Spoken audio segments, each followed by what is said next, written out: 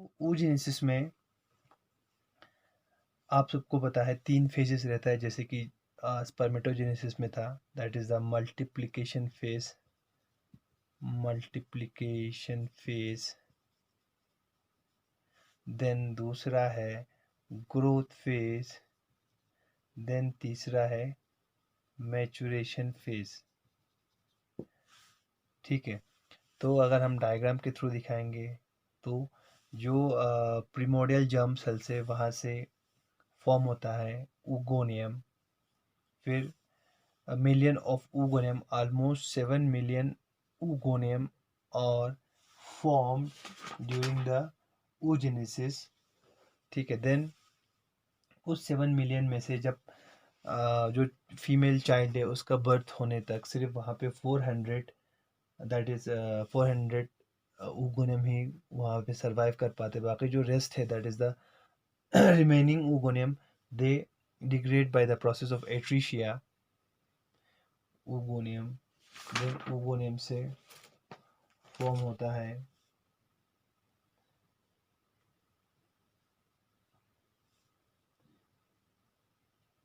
Primary oocyte।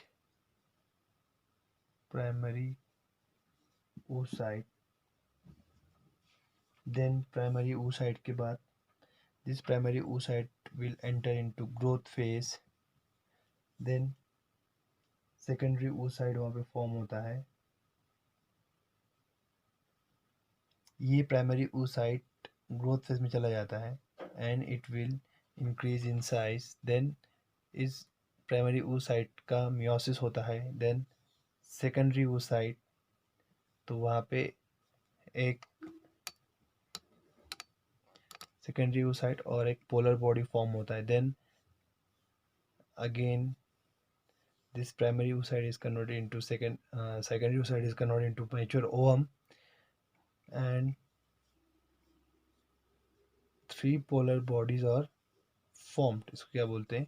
Polar bodies. तो polar bodies क्यों बनते हैं? क्योंकि वहाँ पे जो साइटोप्लाज्म है उसका डिस्ट्रीब्यूशन अनइक्वली होता है, दैट्स वाई एक मेच्योर एग और 3 पोलर बॉडीज वहाँ पे फॉर्म होते हैं। तो यहाँ पे मियोसिस फर्स्ट होता है, फिर यहाँ पे मियोसिस सेकंड होता है।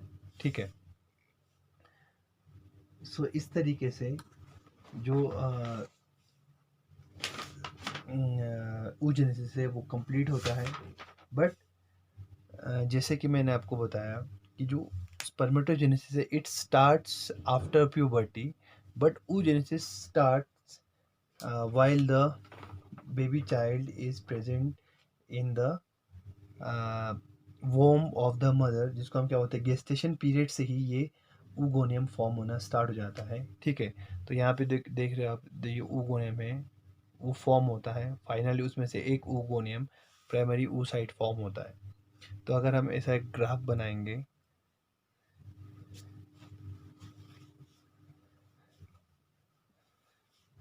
तो ग्राफ के हिसाब से मैं आपको दिखाता हूँ कि कितने oogoneums फॉर्म होते हैं। So during the second month of gestation, 7th month and almost 9 month of gestation, 7 million oogoneum are formed। तो आपको बताने की ज़रूरत नहीं, जस्ट इंट्रोडक्शन के लिए मैं आपको बता रहा हूँ। देन 1 ईयर वो ख़त्म हो जाता है, that is almost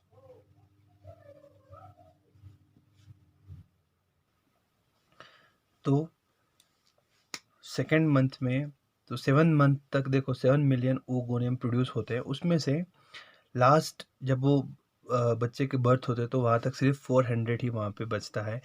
rest of the oogoneum are destroyed by the process that is called atresia, and these 400 oocytes are released during the period of starting of menstruation to menopause। Okay, so this period is the gestation period। 'Gestation' period. So that means that oogenesis is started before the birth of the child. It's not like spermatogenesis, which starts after the onset of puberty. And the second difference is that between oogenesis and spermatogenesis, that oogenesis, when spermatogenesis starts after the puberty, it completes without any halt. ठीक है, तो वो start हुआ तो complete होगा वहाँ पे spermatozoa तक। ठीक है, हमने देखा था वहाँ पे प्राइमरी स्पर्मेटोसाइट से सेकेंडरी बनता है, सेकेंडरी स्पर्मेटोसाइट से स्पर्मेटिड फॉर्म होता है, देन वहाँ से स्पर्मेटोजोआ फॉर्म होता है। ठीक है, तो एक बार स्टार्ट हुआ प्यूबर्टी के टाइम पे by the hormones FSH and LH। ठीक है, तो वो कंटिन्यूअसली स्पर्मेटोजेनेसिस वहाँ पे होते रहता है, बट फीमेल्स में ऐसा नहीं है। बिफोर बर्थ oogenesis स्टार्ट होगा, then this oogenesis will halt or arrest in the prophase first of meiosis first, क्योंकि जो मैंने आपको बताया था प्राइमरी oocyte में मियोसिस होता है, देन वो सेकेंडरी oocyte बनता है, बट वो प्रोफेज फर्स्ट में अरेस्ट रहता है। ठीक है, तो ये प्रोफेज फर्स्ट में अरेस्ट रहता है कब तक? जब तक वहाँ पे प्यूबर्टी ना हो। ठीक है, जब तक वो फीमेल प्यूबर्टी में एंटर ना करे तब तक वो oogenesis वहाँ पे अरेस्ट हो जाएगा, अरेस्ट रहता है। देन जैसे ही प्यूबर्टी होगा, then this primary oocyte is convert into secondary oocyte। Secondary oocyte अपना मियोसिस फर्स्ट वो कंप्लीट करता है और सेकेंडरी oocyte में वो कन्वर्ट हो जाता है। ठीक है, सो ये होता है कब? आफ्टर प्यूबर्टी, जब FSH और जो भी हार्मोन है LH वहाँ प्रेजेंट होगा। यहाँ हम सिंपली मेनली रीज़न है इसका FSH। ठीक है, FSH प्रेजेंट होगा तो वो प्राइमरी oocyte से अपना जो मियोसिस है वो कंप्लीट करके, मियोसिस फर्स्ट कंप्लीट करके सेकेंडरी oocyte में कन्वर्ट होता है। देन उसके बाद सेकेंडरी oocyte के बाद अब उसको एक oocyte बनाना है या ओवम बनाना है या एक सेल बनाना है। ठीक है, तो उसके लिए उसको मियोसिस सेकंड कंप्लीट करना पड़ेगा, बट ये जो सेकेंडरी oocyte है फिर से ओवम में कन्वर्ट होने से पहले ही मेटाफेज सेकंड में अरेस्ट हो जाता है।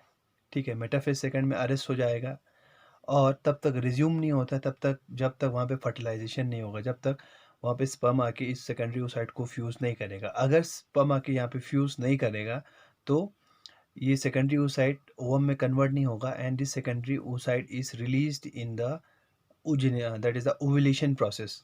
ठीक है, तो यहाँ पे दो जगहों पे क्या होता है, ये जो oogenesis है वो अरेस्ट हो जाता है। ठीक है, वैसा स्पर्मेटोजेनेसिस में नहीं है। एक बार स्पर्मेटोजेनेसिस स्टार्ट हुआ तो कंप्लीट होने के बाद ही वो ख़त्म होता है। यहाँ पे क्या है, यहाँ पे दो जगहों पे वो अरेस्ट होगा, एक मेटाफेज फर्स्ट में, या हम जिसको क्या बोलते हैं प्रोफेज फर्स्ट बोलेंगे। ठीक है, prophase first of meiosis first and second metaphase second of meiosis second. ठीक है, तो ये दो जगहों पे ये अरेस्ट हो जाते हैं और यहाँ पे पहला जो रिजम्पशन होता है वो FSH का यहाँ पे रोल है। तो हम देखेंगे तो FSH कैसे इसको रिज्यूम करता है।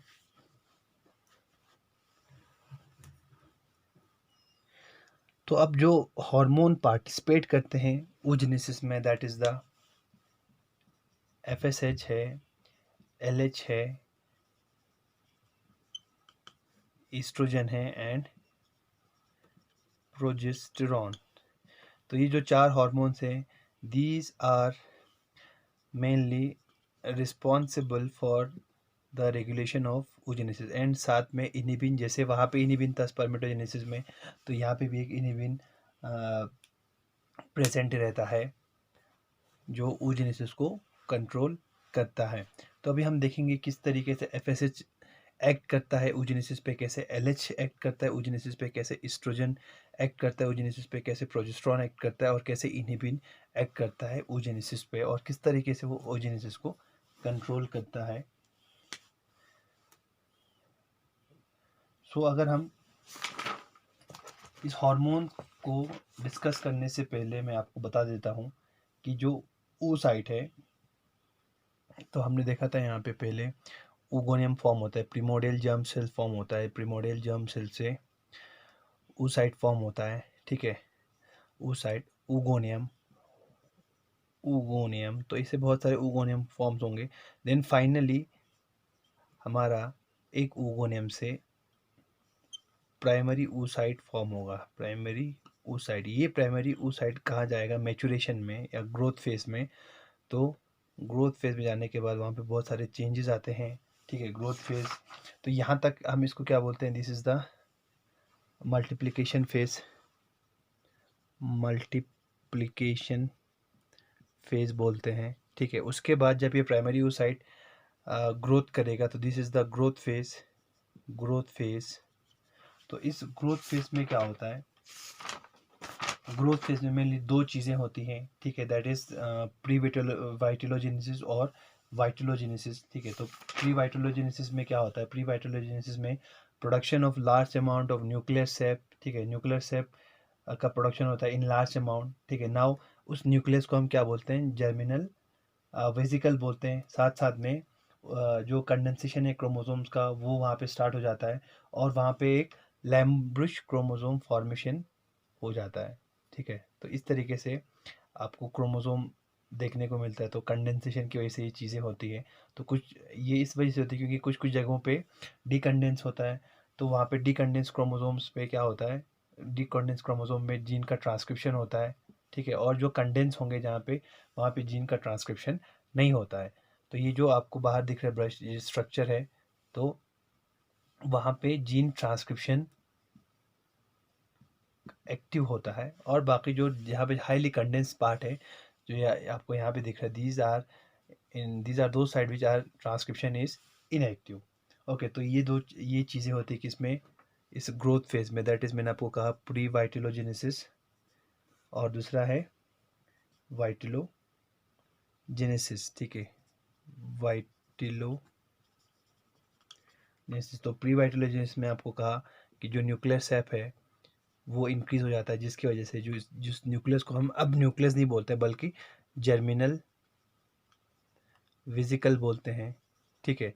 और साथ साथ में वहाँ पे क्रोमोसोम कंडेंसेशन हो जाता है, क्रोमोसोम कंडेंसेशन, जिसकी वजह से आपको एक लैम्ब्रुश क्रोमोसोम देखने को मिलता है, लैम्प ब्रश क्रोमोसोम, क्योंकि इसका स्ट्रक्चर एक लैम्प को साफ करने वाले ब्रश की तरह है, इसीलिए इसको लैम्ब्रुश कहा गया है। तो ये जो लैम्ब्रुश क्रोमोसोम है ये एक जनरल एक कैरेक्टरिस्टिक फीचर है किसका, एम्फीबियन oocyte का। देन अगर हम बात करेंगे किसकी, दैट इज द वाइटिलोजेनेसिस की बात करेंगे। तो वाइटिलोजेनेसिस में क्या होता है, before arrival of estrogen, estrogen आने से पहले it is found that no mRNA for vitellogenin synthesis is present in liver, that means vitellogenesis can only be induced by estrogen, ठीक है। तो वहाँ पे जो लिवर है वहाँ से एक प्रोटीन का प्रोडक्शन होता है, उसको बोलते हैं वाइटिलोजेनिन। तो वाइटिलोजेनिन से क्या होता है, वाइटिलोजेनिन मेनली एक प्रोटीन है। तो ये क्या करता है, फोस्फो वाइटिलोजिन, तो वाइटिलोजेनिन मेनली में बना होता है किससे, फोस्फोवाइटिन और लाइपोवाइटिन से, फोस्फोवाइटिन और लाइपोवाइटिन से। तो ये दोनों मेनली यॉर्क प्लेटलेट की तरह काम करता है, यॉर्क प्लेटलेट की तरह काम करते हैं, ठीक है। जो मेनली यॉर्क एक्यूमुलेशन करता है कहाँ पे, प्लाज्म में, ठीक है। तो ये यॉर्क चाहिए उस मेनली उस एग को न्यूट्रिशन प्रोवाइड करने के लिए। तो वो जो यॉर्क है वो इसी फोस्फोवाइटिन और लाइपोवाइटिन विच इज़ ए वाइटिलोजेनिन प्रोटीन, वहाँ से मिलता है। वो लोग यॉर्क जो प्लाज्म यॉर्क है उसका प्रोडक्शन करते हैं मेनली या एग में या कहीं और। So this that York is used for the nutrition of that particular egg. तो वाइटिलोजेनेसिस में ये चीज़ें होती हैं, ओके। सो ग्रोथ फेज में आपने देखा प्री वाइटिलोजेनेसिस फेज है, देन वाइटिलोजेनेसिस फेज है। तो ये सारी चीज़ें आने के बाद फिर जो प्राइमरी oocyte है वो कन्वर्ट होता है किसमें, सेकेंडरी oocyte में। Then this secondary oocyte now converted into sorry primary oocyte is converted into large primary oocyte, ठीक है। तो यही प्राइमरी oocyte का ग्रोथ होता है, ठीक है। तो ये चेंजेस हमने देखा pre vitellogenesis and vitellogenesis. Then उसके बाद उसका साइज बड़ा हो जाता है, उसका nuclear by cytoplasmic ratio increase हो जाता है, ठीक है। साइटोप्लाज्म का रेशो ज़्यादा होगा as compare to the nucleus, and now it's ready for the fertilisation process, ठीक है। अब ये जो प्राइमरी oocyte है, जो अब ग्रोथ फेज में एंटर होने के बाद बड़ा हो गया है, साइज में डेवलप्ड हो गया है, now this will enter into meiosis first. यहाँ तक क्या है इसका, अगर हम देखेंगे इट्स डिप्लॉयड इन नेचर। तो अभी मियोसिस फर्स्ट में एंटर होगा, देन उसके बाद वहाँ पे primary oocyte sorry secondary oocyte form होगा, सेकेंडरी oocyte हैविंग एंड साथ में एक पोलर बॉडी भी फॉर्म होता है, okay, which is also two n. तो ये डिग्रेड हो जाता है during the this oogenesis process. सिर्फ ये जो साइज में बड़ा है वो वहाँ पे रहता है। तो अब ये जो प्राइमरी oocyte से सेकेंडरी oocyte में वो एंटर होता है थ्रू द मियोसिस फर्स्ट। तो जब ये चीज़ें होती है तो वो मियोसिस फर्स्ट के मेनली आपको पता है प्रोफेज एनाफेज रहता है। तो प्रोफेज फर्स्ट में अरेस्ट हो जाता है, ठीक है। किसमें? प्रोफेज फर्स्ट में अरेस्ट हो जाता है। तो प्रोफेज फर्स्ट में अरेस्ट होने के बाद कुछ हार्मोन्स मैंने आपको जो पहले लिखवाए थे, अब वो यहाँ पे पार्टिसिपेट करते हैं इस चीज़ को रिज्यूम करने के लिए। अब वो प्रोफेज फर्स्ट में फंस गया। अब हम देखेंगे कैसे ल्यूटिनाइजिंग हार्मोन इस चीज़ को यहाँ से रिमूव करता है। तो जब प्रोफेज फर्स्ट में ये एंटर होता है तो उस टाइम पे फॉर एग्जांपल ये है oocyte हमारा प्राइमरी oocyte जो मैच्योर हो गया है। Now this will enter into the metaphase. तो ये अभी प्रोफेज में है, प्रोफेज फर्स्ट में प्रेजेंट है।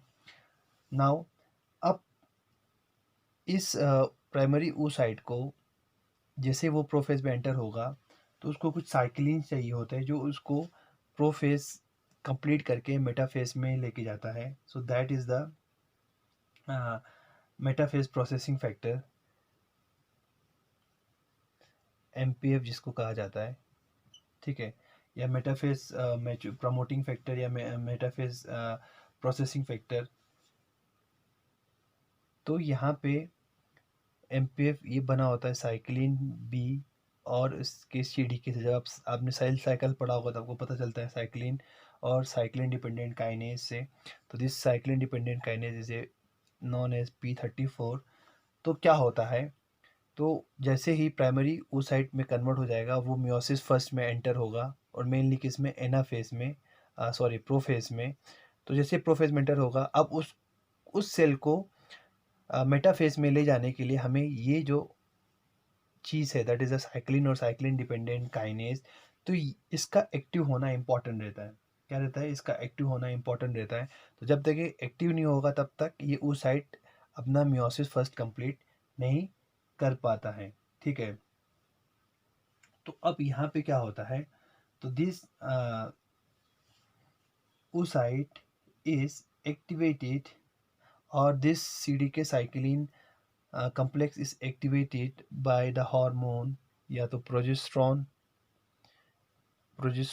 In case of amphibia. Progesterone इसको एक्टिव कर देता है, यहाँ पे दिख नहीं रहा है आपको प्रोजेस्ट्रॉन। और अगर हम ह्यूमंस की बात करेंगे या मैमल्स की बात करेंगे तो मेनली जो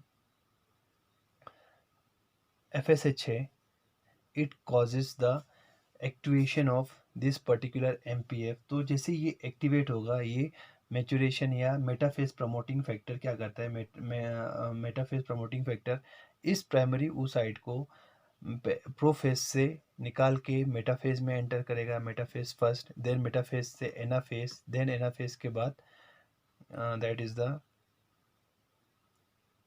साइटोकाइनेसिस या डाइकाइनेसिस करके उसका मियोसिस फर्स्ट कंप्लीट करके उसको सेकेंडरी oocyte में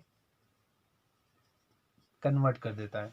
ठीक है, तो मैं जस्ट आपको एक इसका एफएसएच का एक रोल बताने के लिए बता रहा हूँ जस्ट इन डिटेल में, ज़्यादा आपको इसकी ज़रूरत नहीं है, फिर भी जस्ट समझाने के लिए क्या डिफरेंस है मियोसिस सॉरी oogenesis और स्पर्मेटोजेनेसिस में। देन उसके बाद जैसे ही वो सेकेंडरी oocyte में एंटर होगा, देन इस वो ये फिर से मियोसिस सेकंड में एंटर होगा, क्योंकि आप उसको मियोसिस कंप्लीट करना है। Meiosis is divided into two phase, um meiosis first and meiosis second. आप उसको मियोसिस सेकंड कंप्लीट करके टोटल एक वहाँ पे कंप्लीट डिप्लॉयड सेल वहाँ पे बनाना है, ठीक है। तो जैसे ही वहाँ पे एंटर होगा, देन वो फिर से एनाफेज प्रोफेज में एंटर होगा। प्रोफेज के बाद मेटाफेज में एंटर होगा। मेटाफेज सेकंड इस बार मेटाफेज सेकंड में जैसे ही वो एंटर होगा, तो वहाँ पे वो फिर से अरेस्ट हो जाता है, ठीक है, क्योंकि वहाँ पे एक फैक्टर रहता है, that is the CSF, cytostatic factor, वो उसको अरेस्ट कर लेता है, ठीक है।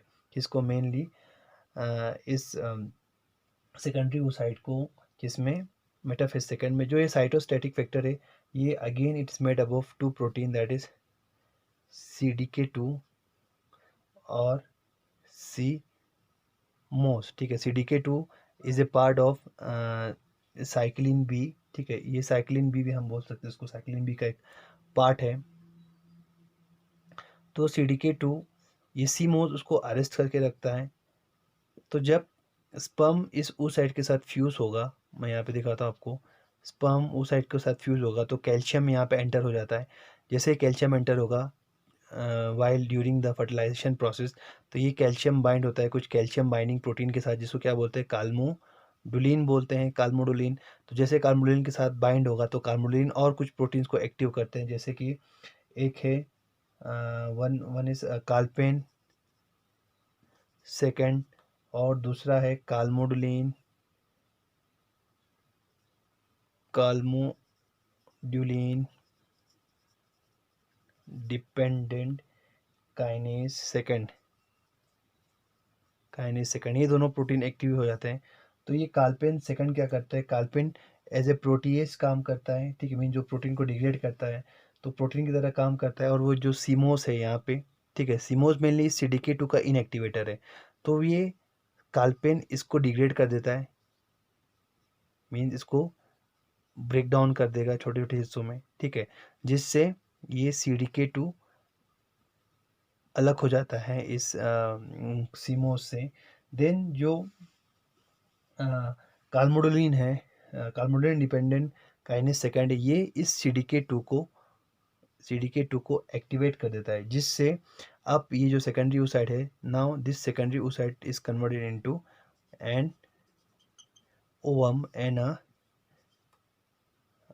Polar body. तो it complete its meiosis second, तो मियोसिस सेकंड भी कंप्लीट करेगा और यहाँ पे ओवम में कन्वर्ट हो जाएगा। तो यहाँ पे देखो आप, दो जगहों पे ये oogenesis क्या हो जाता है, वो हॉल्ट हो जाता है या अरेस्ट हो जाता है, ठीक है।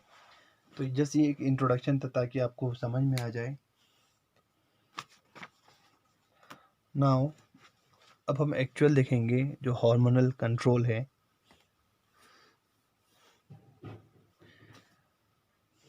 So in the hormonal control,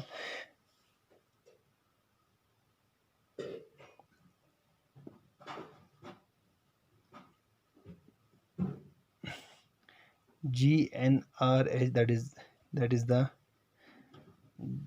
gonadotropin releasing hormone, ठीक है। So this gonadotropin releasing hormone is secreted by the hypothalamus। कहाँ secret होता है, हाइपोथैलेमस से, ठीक है, हाइपोथैलेमस से वो secret होता है। Then this GnRH stimulates the anterior lobe, and this is the posterior lobe. So this GnRH will act on the anterior lobe of the pituitary gland, ठीक है। ये pituitary gland का anterior lobe है, वहाँ पे जाके act करता है and इसको stimulate करता है, so that it secretes the hormone, that is LH and FSH, ठीक है। LH और FSH को सिक्रीट करने के लिए इस anterior lobe of pituitary gland को ये क्या करता है, ये स्टिमुलेट करता है। सो ये FSH अगर हम पर्टिकुलर FSH की बात करेंगे तो FSH mainly act on the growth of follicle cells. तो मैंने आपको एक बार FSH का रोल बताया वहाँ पे, that is resumption of meiosis first. तो साथ साथ में ये यहाँ पे फॉलिकल सेल्स फॉर्म कराता है, ठीक है। दैट इज प्राइमरी फॉलिकल से सेकेंडरी फॉलिकल, सेकेंडरी फॉलिकल से टर्शियरी फॉलिकल। तो यहाँ पे एंट्रम फॉर्म होता है टर्शियरी फॉलिकल्स में, ठीक है। Primary follicle, then secondary follicle, then tertiary follicle, then Graafian follicle, ठीक है। This is the Graafian follicle. Graafian follicle के बाद वो क्या करता है, oocyte को रिलीज कर देता है। मैं यहाँ पे oocyte को इस तरह दिखाता हूँ, ठीक है। तो it ruptures and release the oocyte, okay. Then this Graafian follicle is converted into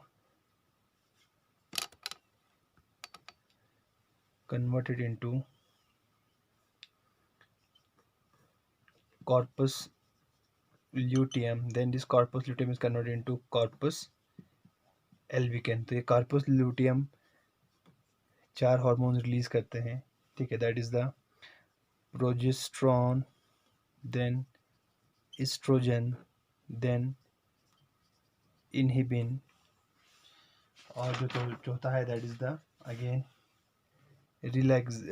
relaxin और एक्टिविन। सो FSH का काम क्या है, FSH क्या करता है, इस प्राइमरी फॉलिकल्स पे या इन फॉलिकल सेल्स पे एक्ट करता है और फॉलिकल्स को प्राइमरी फॉलिकल से सेकेंडरी फॉलिकल, सेकेंडरी फॉलिकल से टर्शियरी फॉलिकल में कन्वर्ट करता है। और साथ साथ में ही this follicle cell also produce estrogen. तो अगर आपको किसी ने पूछा ईस्ट्रोजन इज प्रोड्यूस्ड, तो estrogen is produced by the follicle cells. तो फॉलिकल सेल्स जो है वो खुद बना होता है किससे, दो टाइप्स के सेल से। एक ग्रेन्युलोसा सेल, ग्रेन्युलोसा सेल्स और थीकल सेल से, ठीक है। थीकल सेल भी दो टाइप के रहते हैं, थीका इंटरना और थीका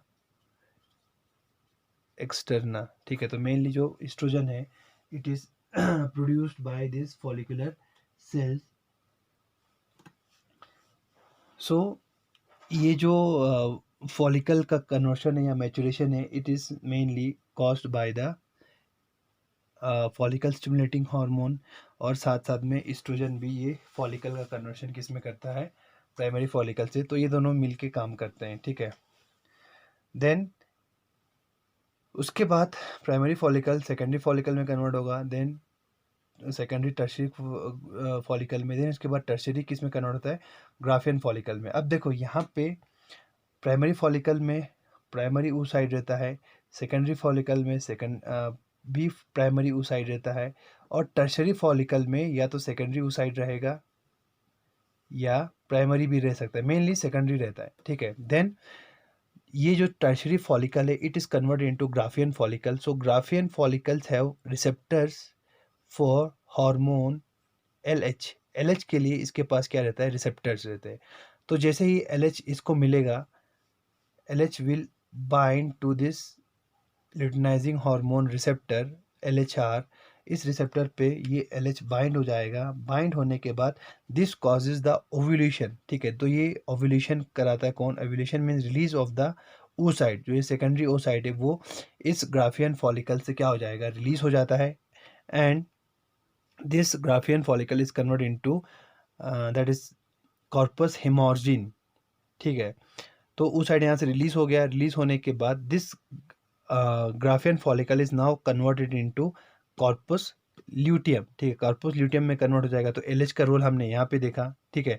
FSH का रोल हमने यहाँ पे देखा। देन उसके बाद कॉर्पस ल्यूटियम में जैसे ही कन्वर्ट होगा, Then this corpus luteum starts secreting the hormone that is progesterone, estrogen, inhibin, relaxin और activin.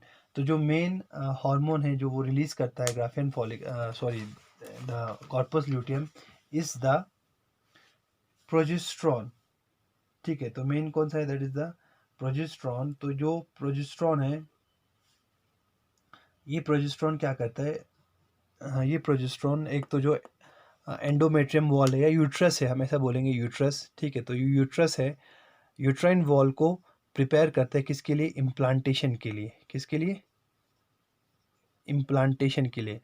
तो अगर फर्टिलाइजेशन हुआ तो प्रोजेस्ट्रॉन यूट्रस को प्रिपेयर करता है और now this uterus is ready for the implantation of the embryo. ठीक है, देन ईस्ट्रोजन क्या करता है, ईस्ट्रोजन और प्रोजेस्ट्रॉन दोनों मिलके एक नेगेटिव फीडबैक के थ्रू, एक नेगेटिव फीडबैक के थ्रू क्या करते हैं, वो एक नेगेटिव फीडबैक के थ्रू जो एंटीरियर पिट्यूटरी है, एंटीरियर पिट्यूटरी उसको स्टिमुलेट करता है ताकि जो एफएसएच और एलएच है उसका रिलीज रुक जाए. Inhibits release of FSH and LH. ठीक है, इनिबिन भी क्या करता है, वही काम करता है, that is it again acts on the mainly on the anterior lobe and causes the inhibition of the anterior lobe of pituitary gland and causes the inhibition of release of FSH and LH. ठीक है, FSH और LH का जो release है वो रुक जाएगा. ठीक है, due to this negative feedback of inhibin and same estrogen और प्रोजेस्ट्रॉन. तो ये ईस्ट्रोजन और प्रोजेस्ट्रॉन ये भी करता है, साथ साथ में वो इस हाइपोथैलेमस को भी इंस्टिगेट करता है कि वहाँ से जो GnRH है वो रिलीज़ ना हो. ठीक है, जब इनका कंसंट्रेशन बढ़ जाता है बॉडी में तब. देन उसके बाद जो रिलैक्सिन है, रिलैक्सिन मेनली फंक्शन करता है कब, जब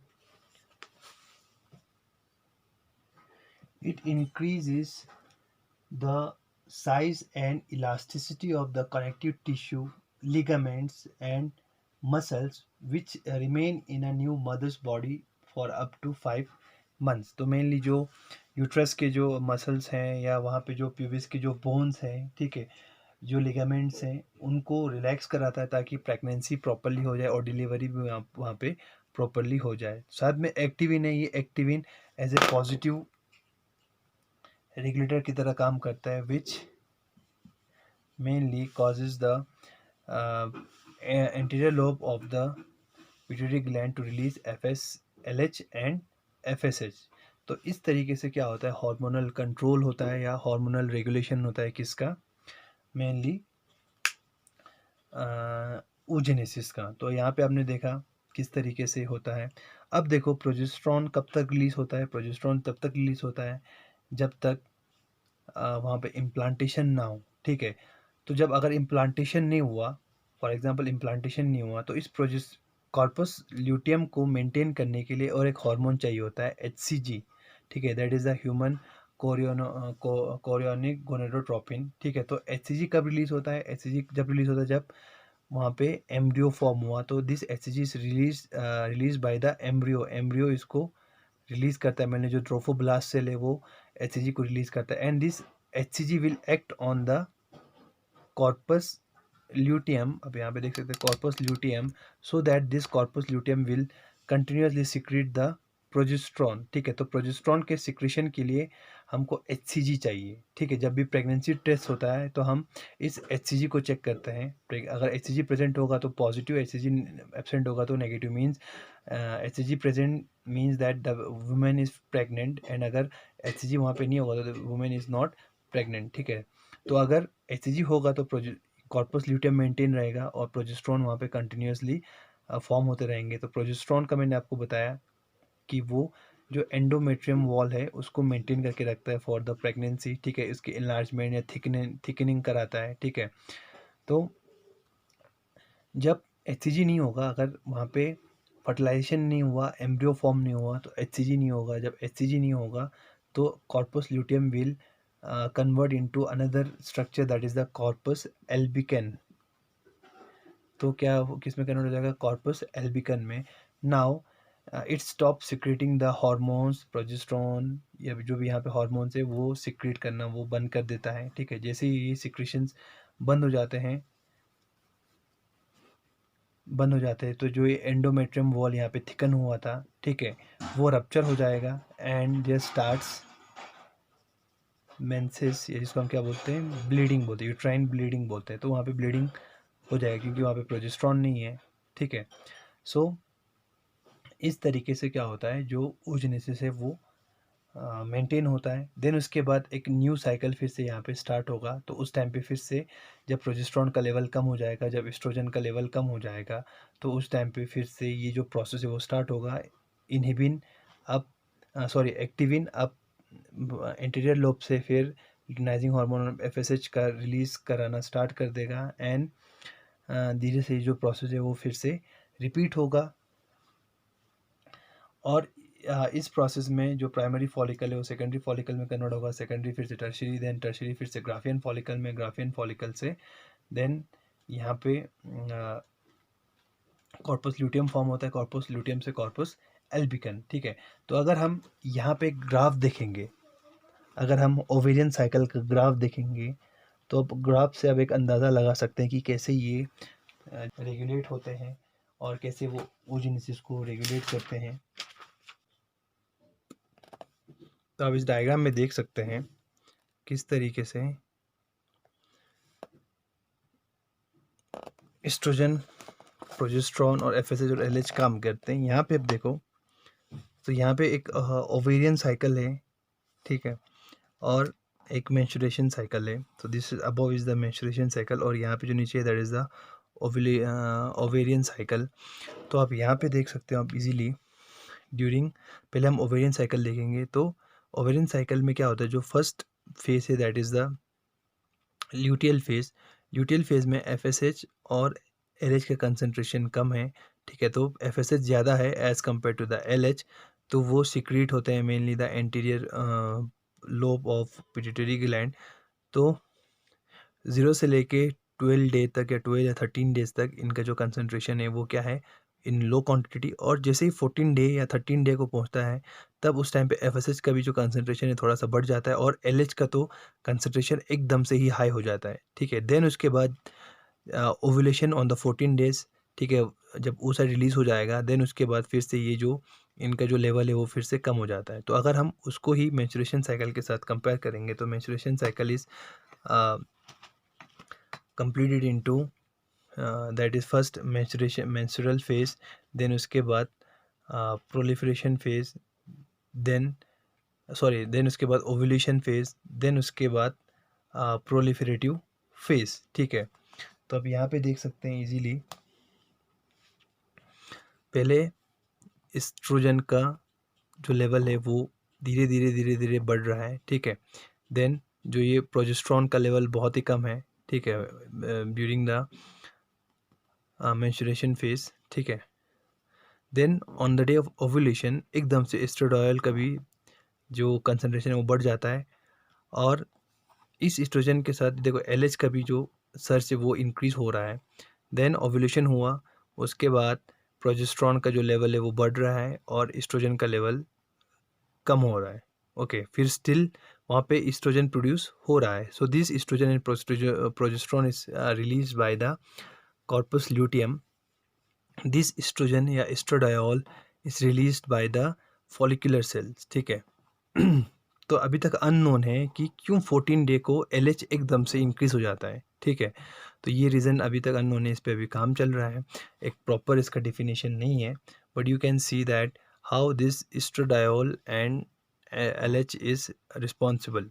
ठीक है, तो ऐसा कहा जाता है कि जितना एस्ट्रोडायोल का कंसंट्रेशन कम होगा उतना इन दोनों का कंसंट्रेशन क्या रहता है, कम रहता है, एफएसएच और एलएच का। जैसे ही एस्ट्रोडायोल का कंसंट्रेशन एकदम से बढ़ जाएगा तो एलएच एकदम से इंक्रीज हो जाता है। तो वैसे ही जब प्रोजेस्टेरोन और एस्ट्रोजन दोनों साथ में होंगे तो इनका जो कंसंट्रेशन है वो टोटली कम हो जाता है। तो दे दोनों, these two act as a negative feedback. So this is all about the hormonal control of oogenesis by different hormones. Thank you.